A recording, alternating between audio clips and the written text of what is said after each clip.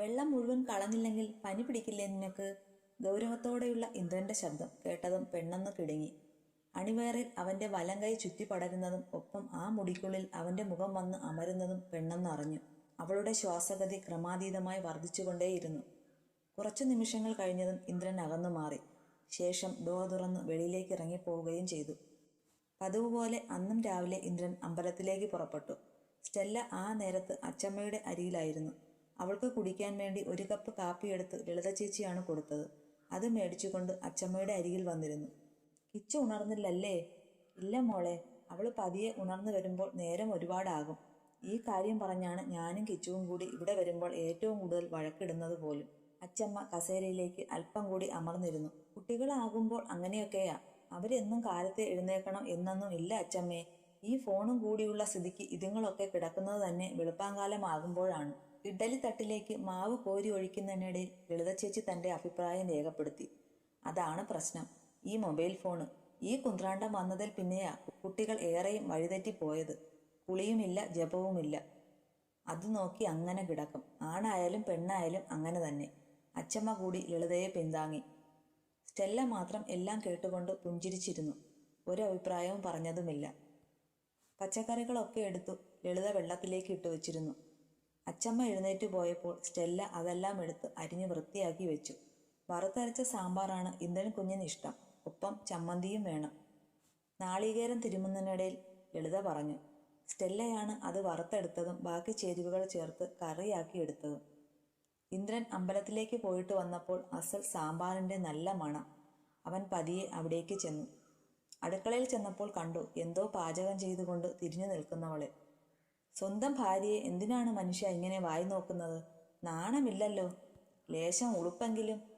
തൊട്ടരിയിൽ നിന്ന് കിച്ചുവിന്റെ ശബ്ദം കേട്ടതും ഇന്ദ്രൻ വിളറി വെളുത്തു. എങ്കിലും ആ ചമ്മൽ മറച്ചു വെച്ചുകൊണ്ട് അവൻ കിച്ചുവിന്റെ കാതിൽ ഒന്ന് നന്നായി തിരുമ്മി. അയ്യോ, എനിക്ക് വേദനിക്കുന്നു, ഒന്ന് വിട്ടേ ഇന്ദ്രേട്ടാ, പ്ലീസ്. കിച്ചുവിന്റെ ശബ്ദം കേട്ടതും സ്റ്റെല്ല പെട്ടെന്ന് തിരിഞ്ഞു നോക്കി. വാതുക്കൽ നിൽക്കുന്ന ഇന്ദ്രനെ കണ്ടതും അവൾ പെട്ടെന്ന് മുഖം താഴ്ത്തി. അപ്പോഴേക്കും അച്ചമ്മയും അവരുടെ അടുത്തേക്ക് വന്നു. ഇപ്പോഴും കുട്ടിക്കളി മാറിയിട്ടില്ല. നാണമില്ലല്ലോ ഈ പിള്ളേർക്ക് രണ്ടാൾക്കും. അവർ നോക്കി പേടിപ്പിച്ചപ്പോൾ ഇരുവരും അകന്നു മാറി. സ്റ്റെല്ല, ഒന്ന് വന്നേ പറഞ്ഞുകൊണ്ട് ഇന്ദ്രൻ മുറിയിലേക്ക് കയറിപ്പോയി. എന്തിനാ വിളിച്ചാവോ? ചെറിയ പേടിയോടെ സ്റ്റെല്ല റൂമിലേക്ക് ചെന്നു. ഇന്ദ്രേട്ടാ. ഡ്രസ്സ് മാറിക്കൊണ്ട് നിൽക്കുകയാണ് ഇന്ദ്രൻ. ആ, എന്തിനാ വിളിച്ചേ? ഇന്ന് നമ്മൾക്ക് ഒരിടം വരെ പോകണം. എൻ്റെ ഒരു ഫ്രണ്ടിനെ കാണാൻ വേണ്ടി. 11 മണിയാകുമ്പോൾ റെഡിയാകണം കേട്ടോ. അവൾ തലയാട്ടി. അപ്പോഴേക്കും ഇന്ദ്രൻ തൻ്റെ കുർത്ത ഊരി മാറ്റിയ ശേഷം ഇന്നർ ബനിയൻ മാത്രം ഇട്ടുകൊണ്ട് സ്റ്റെല്ലയുടെ അടുത്തേക്ക് വന്നു. അത് കണ്ടതും പെണ്ണിൻ്റെ നെഞ്ചിടിച്ചു. ഒന്നും നോക്കാതെ കൊണ്ട് അവളെ പിടിച്ച് തിരിച്ചു നിർത്തിയ ശേഷം ആ മുറിയിൽ കുറച്ചു നേരം മുഖം പൂഴ്ത്തി നിന്നു. ശേഷം അവളിൽ നിന്ന് അകന്നു മാറി ഡ്രസ്സിംഗ് റൂമിലേക്ക് പോയി. കിച്ചു വന്നപ്പോൾ സ്റ്റെല്ല റൂമിൽ നിൽപ്പുണ്ട്. എടാ വായോ, ബ്രേക്ക്ഫാസ്റ്റ് കഴിക്കാം, ഏട്ടനെയും വിളിക്ക് കേട്ടോ പറഞ്ഞുകൊണ്ട് തൻ്റെ ഫോണിൽ നോക്കിക്കൊണ്ട് കിച്ചു വരാന്തയിൽ കൂടി നടന്നു. ഇന്ദ്രേട്ടാ, കഴിക്കാൻ വരാമോ? അച്ചമ്മ വിളിച്ചു. ഡ്രസ്സിംഗ് റൂമിലേക്കൊന്ന് എത്തി നോക്കിക്കൊണ്ട് സ്റ്റെല്ല അവന് കേൾക്കാൻ പാകത്തിൽ പറഞ്ഞു. ലളിത ചേച്ചി എല്ലാം എടുത്ത് ഊണുമേശയിൽ നിരത്തി വെച്ചപ്പോൾ സ്റ്റെല്ല ചെന്ന് പ്ലേറ്റുകളും ഗ്ലാസും എടുത്തുകൊണ്ടുവന്ന് വെച്ചു. ഇന്ദ്രനും അച്ചമ്മയും കൂടി വന്നു. ആദ്യം ഇരുന്നപ്പോൾ കിച്ചു അവളുടെ അമ്മയെ വീഡിയോ കോൾ ചെയ്യുകയാണ്. സ്റ്റെല്ലയെ വട്ടം പിടിച്ചു നിർത്തിക്കൊണ്ട് ഫോണിൽ കൂടി തൻ്റെ അമ്മയെ കാണിക്കുന്നുമുണ്ട്. കിച്ചുവിൻ്റെ അമ്മ ചോദിക്കുന്ന ചോദ്യങ്ങൾക്കൊക്കെ ഒരു പുഞ്ചിരിയോടുകൂടി സ്റ്റെല്ല മറുപടി പറയുന്നത് സാഹൂതം നോക്കിയിരിക്കുകയാണ് ഇന്ദ്രൻ. ഇടയ്ക്ക് ഒരു തവണ സ്റ്റെല്ലയും ഇന്ദ്രനെ ഒന്ന് നോക്കി. അവൻ തന്നെ ശ്രദ്ധിക്കുന്നു എന്ന് കണ്ടതും അവൾ പെട്ടെന്ന് നോട്ടം മാറ്റി. ബ്രേക്ക്ഫാസ്റ്റ് കഴിക്കാൻ ഇന്ദ്രൻ്റെ അരികിലായി ആയിരുന്നു സ്റ്റെല്ല ഇരുന്നത്. അവളുണ്ടാക്കിയ വറുത്തരച്ച സാമ്പാർ കറി കൂട്ടി അവൻ 7-8 ഇഡ്ഡലി കഴിച്ചു. സമീകൃത ആഹാരം ക്രമീകരിച്ച് കഴിച്ചുകൊണ്ട് ഇരുന്ന ഏട്ടൻ തന്നെയാണോ ഇത് എന്ന് ഒന്ന് നോക്കിക്കേ അച്ചമ്മേ. കിച്ചു ഒന്ന് ആക്കി പറഞ്ഞതും സ്റ്റെല്ലയുടെ മുഖത്ത് ഒരു പുഞ്ചിരി വിരിഞ്ഞു. ഒക്കെ ഇവൻ്റെ ഭാര്യയുടെ കൈപ്പുണ്യാണെന്നേ. അതാണ് വയറും വായും അറിയാതെ ഇങ്ങനെ തട്ടിവിടുന്നത്. അച്ചമ്മ പറയുന്നത് കേട്ടപ്പോൾ കിച്ചു പൊട്ടിച്ചിരിച്ചു. ലളിത ചേച്ചി അടുത്തെങ്ങാനും ഉണ്ടോ എന്നായിരുന്നു സ്റ്റെല്ല നോക്കിയത്. കാരണം ഇത്രയും നാൾ അവർ അല്ലായിരുന്നോ പാചകമൊക്കെ. എന്നിട്ട് പെട്ടെന്ന് സ്റ്റെല്ലയുടെ കൈപ്പുണ്യം പറയുമ്പോൾ ചേച്ചിക്ക് വിഷമമാകുമോ എന്നാണ് അവൾ അപ്പോൾ ഓർത്തത് പോലും. ഭാഗ്യം പോലെ ചേച്ചി അപ്പുറത്തെവിടെയോ ആയിരുന്നു. താനും സ്റ്റെല്ലയും കൂടി ഇന്ന് ഒരു യാത്ര പോകുന്നു എന്ന കാര്യം ഇന്ദ്രൻ അച്ചമ്മയെ അറിയിച്ചു. രജിസ്റ്റർ മാരേജ് കഴിഞ്ഞു പോയാൽ പോരെ എന്ന് പറഞ്ഞ് അച്ചമ്മ അവനെ ഒന്ന് ശാസിച്ചു. 18 വയസ്സ് ഇന്ന് പൂർത്തിയാകുമെന്നും നാളെ പോയി അത് നടത്താമെന്നുമായിരുന്നു അവൻ്റെ മറുപടി. എന്നാലും ഇന്ദ്രൻ എവിടേക്കാണ് തന്നെയും കൂട്ടി പോകുന്നത് എന്നറിയാതെ സ്റ്റെല്ല അല്പം വിഷമിച്ചു. ആപത്തൊന്നും ഉണ്ടാവല്ലേ എന്നൊരു പ്രാർത്ഥന മാത്രം അവൾക്കുള്ളൂ. സ്റ്റെല്ല, ഡ്രസ്സിംഗ് റൂമിലേക്ക് നോക്കി ഇന്ദ്രൻ ഉറക്കെ വിളിച്ചു. എന്തോ? നമ്മൾക്ക് ഇറങ്ങാം. താൻ റെഡിയായതല്ലേ?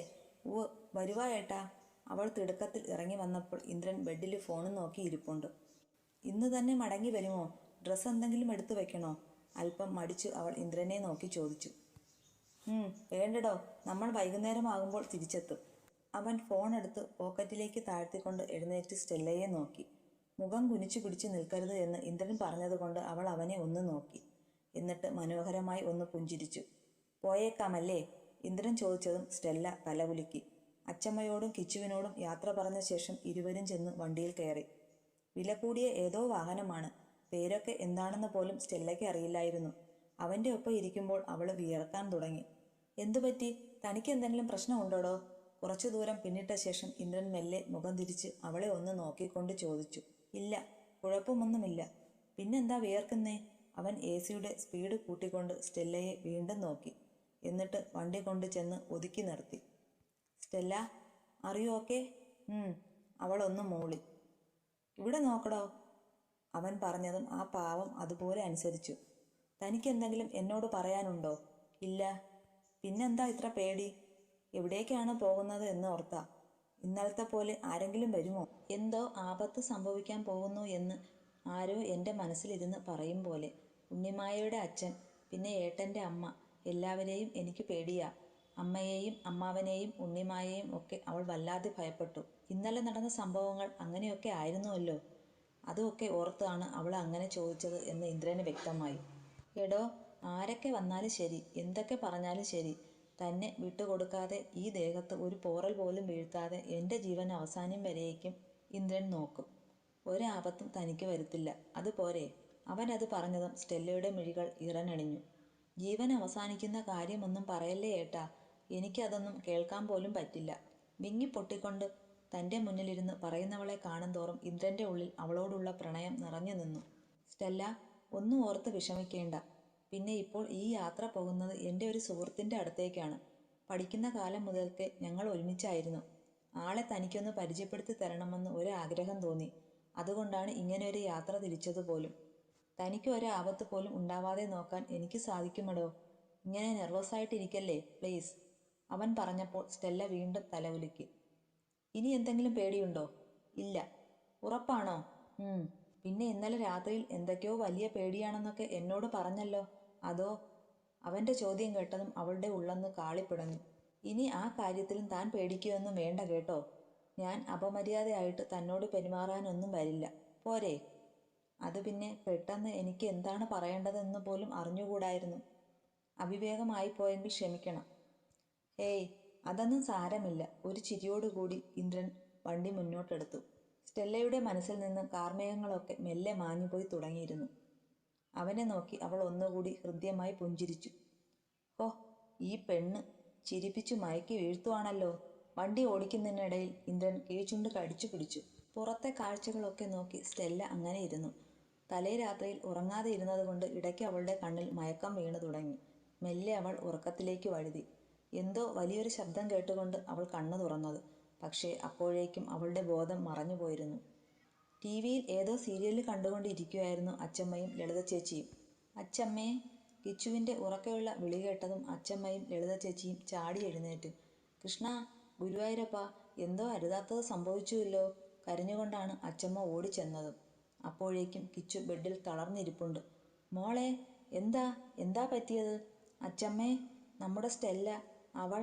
ബാക്കി പറയാനാവാതെ കിച്ചു വിതുമ്പി. എന്താ മോളെ, കുട്ടിക്ക് എന്താ പറ്റിയേ? അച്ചമ്മയും ഉറക്കെ കരഞ്ഞു. അവൾക്ക് ഒരു ആക്സിഡന്റ് പറ്റി. സീരിയസ് ആണ് അച്ചമ്മേ. ഒന്നും പറയാനായിട്ടില്ല. ജവഹർ ഹോസ്പിറ്റലിലാണ്. എൻ്റെ ഈശ്വര, എന്താ അവൾക്ക് ഇപ്പോൾ പറ്റിയേ? എന്നിട്ട് ഇന്ദ്രൻ എവിടെ? ആരാ നിന്നെ വിളിച്ചത്? അവർ പൊട്ടിക്കരഞ്ഞുകൊണ്ട് കിച്ചുവിനോട് ചോദിച്ചു. എന്നെ ഇപ്പോൾ ഹോസ്പിറ്റലിൽ നിന്നാണ് വിളിച്ചത്. ഏട്ടനാണ് നമ്പർ കൊടുത്തത്. ഇന്ദ്രേട്ടന് കുഴപ്പമൊന്നുമില്ല, ചെറിയ പരിക്കുകൾ മാത്രം. പക്ഷേ സ്റ്റെല്ല ഇരുന്ന ഭാഗത്താണ് ഇടി നടന്നത്. ഒരു ടോറസ് ആയിരുന്നു വന്നിടിച്ചത്. ആ വണ്ടി നിർത്താതെ വിട്ടുപോയെന്നു.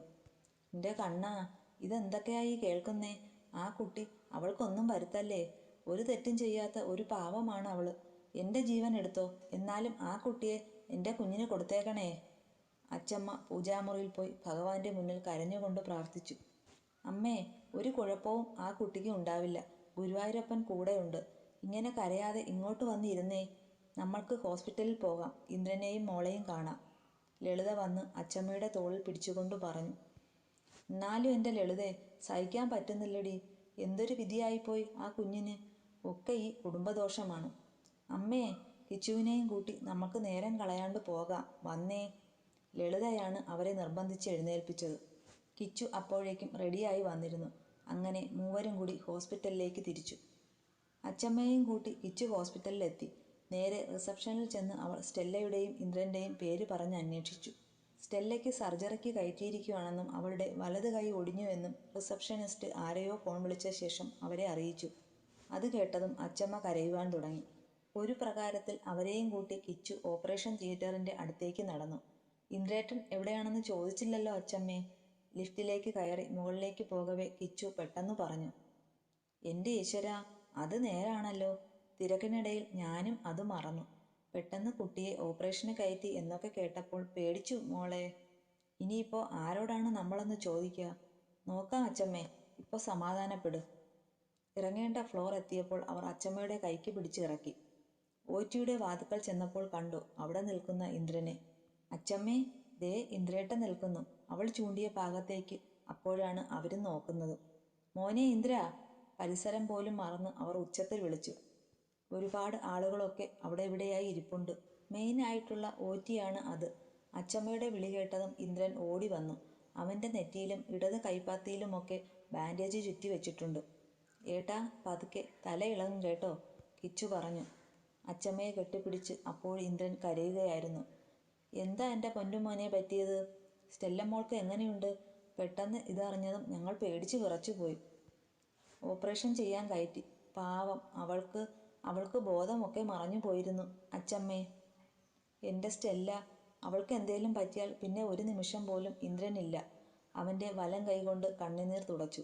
അച്ചമ്മയും കിച്ചുവും ഒക്കെ അത് കണ്ട് കരഞ്ഞു. ഏട്ടൻ വിഷമിക്കാതെ, സ്റ്റെല്ലയ്ക്ക് ഒരു കുഴപ്പവും വരില്ല. നമ്മൾക്ക് അവളെ ആരോഗ്യത്തോടു കൂടി തന്നെ ഈശ്വരൻ തിരിച്ചു തരുമേട്ടാ, ഉറപ്പ്. കിച്ചു അവൻ്റെ തോളിൽ തട്ടിക്കൊണ്ട് പറഞ്ഞു.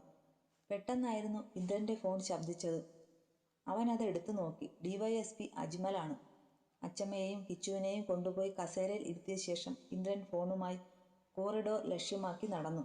എന്നിട്ട് അയാളെ തിരിച്ചു വിളിച്ചു. ഹലോ അജ്മലേ, പറയടാ. അയാൾ പറയുന്ന കാര്യങ്ങൾ കേട്ടതും ഇന്ദ്രൻ്റെ മുഖം വലിഞ്ഞു മുറുകി. ഇന്ദ്ര, നീ കേൾക്കുന്നുണ്ടോ? മറുഭാഗത്തു നിന്നും യാതൊരു പ്രതികരണവും ഇല്ലാതെ വന്നപ്പോൾ അജ്മൽ അവനോട് ചോദിച്ചു. ഉവ്. കൂടുതൽ പ്രശ്നങ്ങളിലേക്കൊന്നും ദയവ് ചെയ്ത് നീ പോകരുത്. കാര്യങ്ങളൊക്കെ ഞങ്ങൾ നോക്കിക്കൊള്ളാം. ഇന്ദ്രൻ ഒന്ന് മോളി. ആ കുട്ടിക്ക് ഇപ്പോൾ എങ്ങനെയുണ്ട്? സർജറി ചെയ്തുകൊണ്ടിരിക്കുകയാണ്. അവളുടെ വലത് കൈക്ക് ഒടിവുണ്ടെന്നാണ് ഡോക്ടർ പറഞ്ഞത്. ഓക്കെ, എങ്കിൽ ശരിയടാ, ഞാൻ വെച്ചേക്കാം. കുറച്ച് ബിസിയാണ്. ഓക്കെ. ഇന്ദ്രൻ ഫോൺ കട്ട് ചെയ്തു. അവൻ്റെ മനസ്സിൽ അപ്പോൾ പല കാര്യങ്ങളും ഓടിയെത്തുകയായിരുന്നു. പ്രധാനപ്പെട്ട ടൗൺ കഴിഞ്ഞ ശേഷം മാർക്കറ്റ് റോഡ് വഴി തൻ്റെ വണ്ടി കടന്നുപോയപ്പോൾ മുതൽക്കേ ഒരു ടോറസ് ഫോളോ ചെയ്യുന്നതായി ഇന്ദ്രന് തോന്നി. പലതവണ കയറ്റിവിടാൻ നോക്കിയെങ്കിലും അത് കയറിപ്പോകാതെ തൻ്റെ വണ്ടിയുടെ പിന്നാലെ വന്നു. സ്റ്റെല്ലയാണെങ്കിൽ അപ്പോൾ നല്ല ഉറക്കത്തിലായിരുന്നു. ഇടയ്ക്കൊരു തവണ ഫോൺ വിളിക്കാനെന്ന് വ്യാജേന ഇന്ദ്രൻ വണ്ടി ഒതുക്കി നിർത്തി. അപ്പോഴേക്കും ആ ടോറസ് അവനെ മറികടന്നു പോയിരുന്നു. എന്തൊക്കെയോ അപകടം പോലെ അവന് ആ നിമിഷം തോന്നി. ഒപ്പം സ്റ്റെല്ല പറഞ്ഞ വാചകങ്ങളും. ഇന്ന് ഈ യാത്ര പുറപ്പെടുവാൻ ഇറങ്ങും മുൻപേ അവൾക്ക് ആകെ കൂടി ഭയമായിരുന്നു. അരുതാത്തത് എന്തൊക്കെയോ സംഭവിക്കുമെന്ന് അവളുടെ മനസ്സ് പറയുന്നു എന്ന് പലതവണയായി അവൾ തന്നോട് പറഞ്ഞത് അവൻ ഓർത്തു.